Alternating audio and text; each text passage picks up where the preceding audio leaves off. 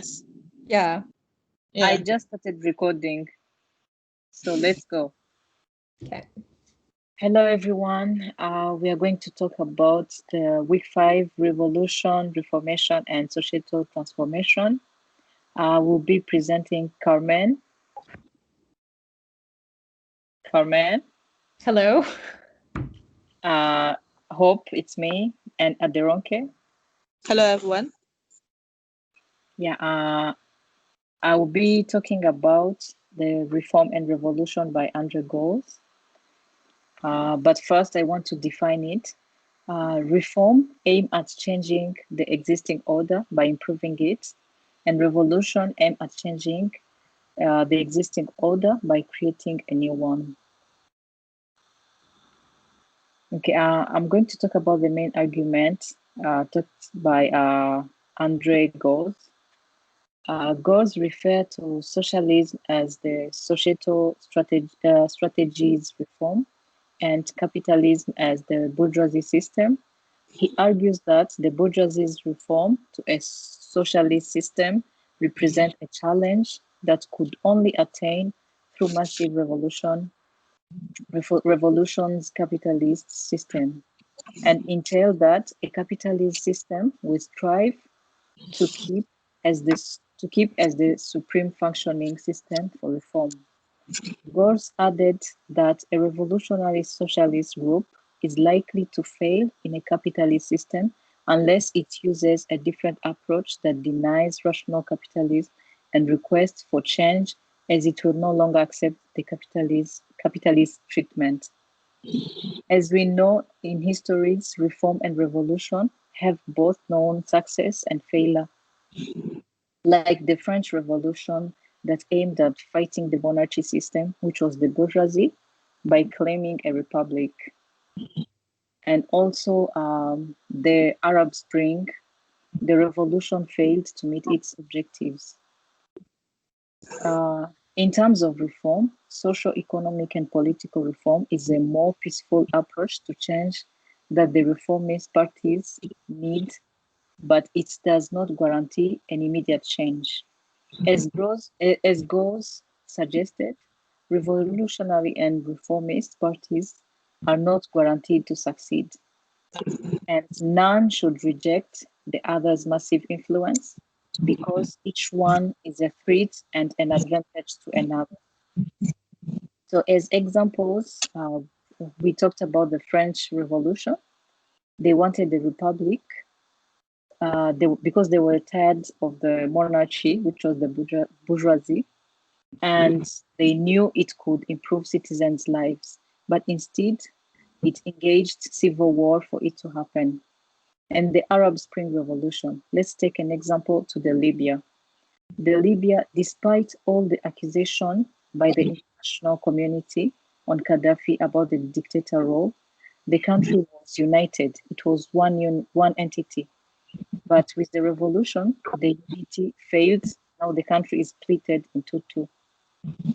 And also we can talk about the reform that happened so that women can be included in the country's curricula, and also they have the right to vote and they can work. So they finally got the equal rights. And Gause also argues that socialist strategy solution is not likely to succeed against the capitalist state. However, he added that capitalist state should be cautious about the socialist. And also I can add that in my opinion, I can say that reform is a better approach than revolution, because reform, if it is if they study, if the community using the reform, if the government using the reform studied everything, and they were first educated and know everything, know all the approach, they have they can succeed in a more peaceful way than revolution. But also sometimes reform doesn't succeed and takes a long time, which leads to the revolution. But in my opinion, I think it's better to work with the reform instead of the revolution. Thank you. Hi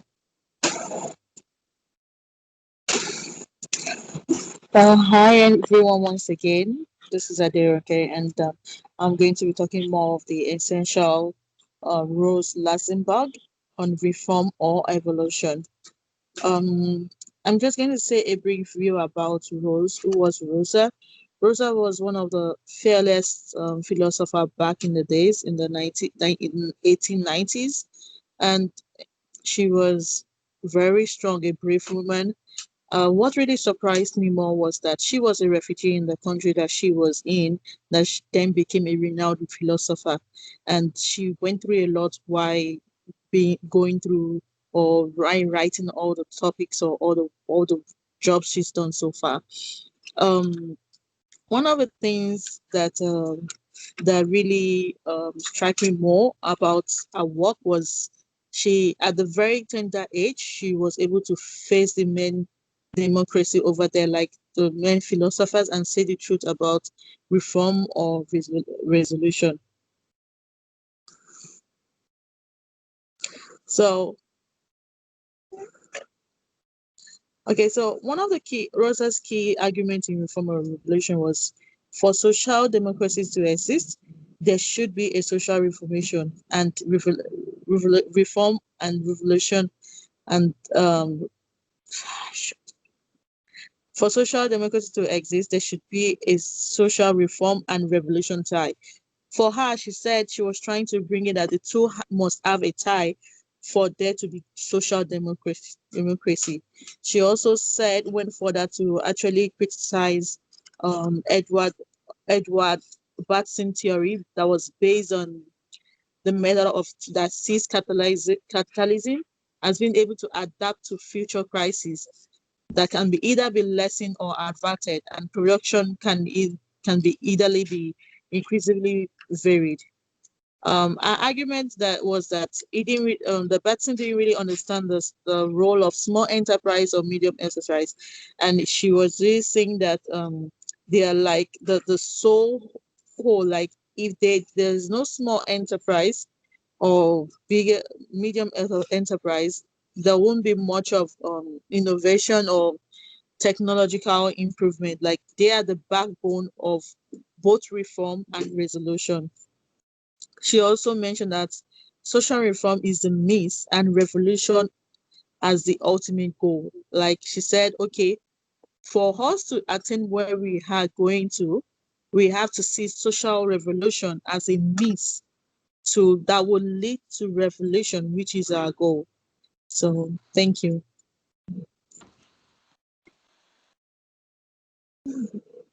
So I'll be reviewing Varieties of Anti-Capitalism by Eric Olin Wright. And Eric Olin Wright was a professor of sociology at the University of Wisconsin-Madison for over 40 years. He started in the late 70s and was there until he died in 2019. And his work explored sort of class and power dynamics and how social dynamics take place within those. His article is sort of premised on the idea that capitalism. He wrote a lot about capitalism, and his article is premised on the idea that capitalism is deeply destructive, obstructing the prospects for broad human flourishing, just generally. So he's assuming we've kind of moved past the question in the article of whether we want to be combating capitalism, and the question becomes, how do we do it constructively? And in the introduction, he sort of mentions that there's a strong pull to feel like there's nothing that we can do when the whole system around us feels like it's defeating our own purposes. And part of the reason why he wrote this article is to sort of combat that. So he presents us with these 5 different strategies for combating capitalism, each with their own sort of techniques and assumptions, but with a common underlying hope of reversing the ills that capitalism has wrought. So the 5 strategies here are smashing capitalism, dismantling capitalism, taming capitalism, resisting capitalism, and escaping capitalism. So I'll just go into sort of more detail about each of these. So smashing capitalism is the most violent and extreme of these, as you can tell from that term. It's a very violent term, and it's sort of it's the strategy that revolutionaries would sort of take on board when they're trying to dismantle the state, sort of violently and aggressively and immediately. So when there's rebels who take over government, that would be smashing capitalism. It's based on the idea that capitalist systems are rotten to the core, and living meaningful, flourishing lives is just an illusion within capitalism, and it's impossible in the long term for ordinary people to live meaningful lives. And given this, that makes it very sort of unforgivable, unreformable. The one solution would be a decisive ruptural break in the existing power dynamics to sort of sweep away the rubble and build an alternative system. So it's very revolutionary. The goal would be for the Revolutionary Party to seize control of the state, transform it into a suitable weapon, and then use the power to repress the opposition of the dominant class, and sort of destroy the power structures as they currently exist. The issue with this one, which feels fairly evident, and when you look at history, it's what history has taught us, is that it's one thing to be sort of destroying these systems, and it's another to be building an alternative fruitfully from the ashes. And what history has actually shown is that frequently, because it has been such a sudden rupture, the people who are then sort of left standing in power need to use a lot of violence and repression to sustain the social order, and the possibility for a genuinely democratic participatory process of building a new society becomes virtually impossible under that kind of like authoritarianism, and the state devolves into chaos. So constructing something positive out of this form of strategy is really difficult, as we've seen throughout history. That doesn't mean that the idea of transitioning to an alternative does not bear fruit, as this author continues to remind us. But Wright is clearly not a big fan of this particular option. Dismantling capitalism is the next one. It is a state-facilitated kind of transition into an alternative. So their alternative is primarily democratic socialism. So it's a gradual kind of state-sponsored services and institutions that grow beside private-run institutions and services. And more and more resources and power and trust is being placed in the public institutions until it dominates kind of the public, the citizen sphere where they go.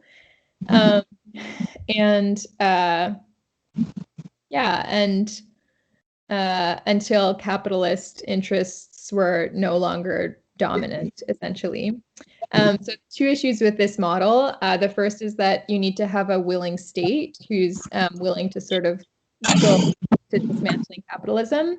And a party would need to be able to hold power long enough to really institutionalize new state-run economic structures like that. So taming capitalism, it doesn't try to transform capitalism into socialism, but rather sees the possibility to neutralize the harms created by capitalism while maintaining the system, essentially. So it argues that capitalism does not need to be left to its own devices, but it can be tamed with well-crafted state policies. So this one is also state-run. So anything anti-capitalist measures that introduce egalitarian values is what they're talking about. So it doesn't, so the issue with taming capitalism is that it does not eliminate the tendency for capitalism to generate harms. It just counteracts the effects, which Wright kind of compares to giving medicine for symptoms rather than for the cause. But this is faster, so it's not quite as deeply effective at addressing capitalism, but it's faster than and easier than dismantling capitalism.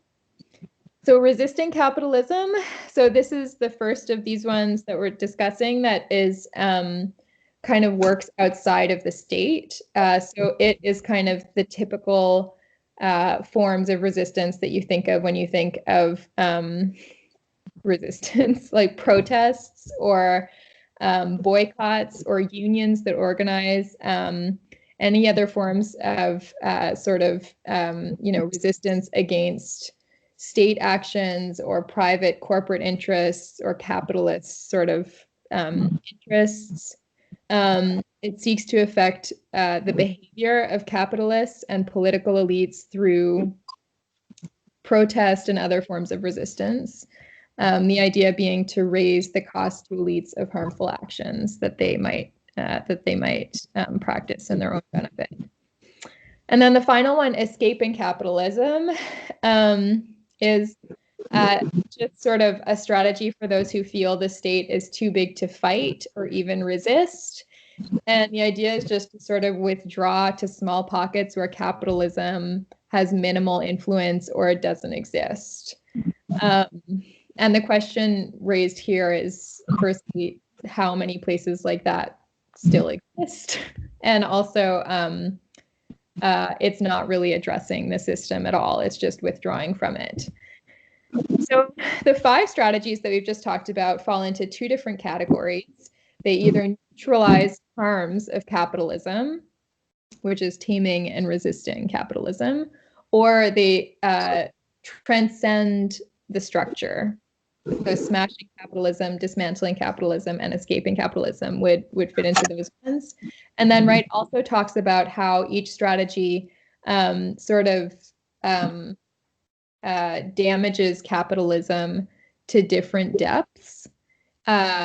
So smashing capitalism would kind of shake it to the core, whereas escaping it doesn't really affect it that deeply at all. So Wright was just talking about how you can organize these different forms of anti-capitalism into different types of actions. And then he concludes his article just by saying that he feels that the most plausible strategy for transcending capitalism in the 21st century is actually eroding capitalism. He kind of talks a bit about how a lot of these different strategies can be combined to gradually displace capitalism. So the idea is that alternatives could become sufficiently prominent that they would eventually take over from the capitalist systems that we know now. And it doesn't have to be a violent rupture, but it would be an effective replacement. And what he does sort of bring up, which is this, I mean, this is just one chapter in a book. And what he does bring up that he will be exploring in later chapters, which is great questions, is what alternatives to capitalism would be and how you would go about developing those structures and that kind of society, and thinking about that before you started. And then contending with the state, so figuring out how the power of the state can be used in a positive way instead of in a divisive and capitalist way. And then the third one that he raises, which he talks about later as well, is who the actors are in these kinds of transitions. And he sort of calls on the working people as the actors who would be helping to transition towards an alternative model. So this is a really interesting reading, and some questions that came up from this one. was is the primary model that he sort of presents as an alternative to capitalism is democratic socialism. And the question that I kind of wanted to put forward for reflection is what other viable alternatives there might be, if anybody knows of them or thinks of them. These questions are sort of for reflection to bring up in this week's discussion group. So you can sort of mull them over and bring what you're thinking about to the group. But yeah, like if, democratic socialism works in some places, and what else is working? Like there's a lot that we know is working, and what does that look like? Kind of, like consensus in really small communities sometimes works, but on a large scale that might not work. So maybe it is also a question of scale, but what other systems would be realistically kind of thinking of to replace capitalism is my question. Besides, is it only democratic socialism? And then how do rights destruction strategies differ from the creative destruction of neoliberalism? And this question just came up in response to his idea of smashing smashing capitalism. And it was just it reminded me of the discussion around creative destruction versus creative transformation in our discussion about neoliberalism and different types of social innovation. And I was just kind of struck by the idea that it's kind of almost a similar issue with smashing capitalism, that you've kind of destroyed it, but you're not necessarily presenting with viable alternatives. So the result is just sort of this poorly run system. And it's not actually this utopia of, egalitarian, free, valued people. And yeah, so I was just curious, like what people's thoughts were and how those two things differ, how smashing capitalism might differ from neoliberalism. I mean, smashing capitalism seems a lot more violent, but just generally as concepts. And then finally, we have some activities for you guys for this week as well. So we have an activity on Miro, which is sort of exploring anti-capitalist strategies. And you'll be able to, if you just go onto the week 5 Miro board, you'll be able to see a chart that has the 5 different types of capitalism. Of anti-capitalism. So taming, resisting, dismantling, smashing, and escaping. And then we'll ask you to find or articulate a strength and a limitation of each of them, and then one example of each of them as well. And if you need help or reminders sort of about what each of those are, you can just review the presentation, or you can look at our reading overview, which kind of has a very brief discussion about it. And then, or you can review the as well. Okay, so that's our presentation. Thank you so much for listening. And we're really excited to sort of be able to present this week's readings to everybody. So happy Thanksgiving. Hope everybody's doing well. Okay. Bye.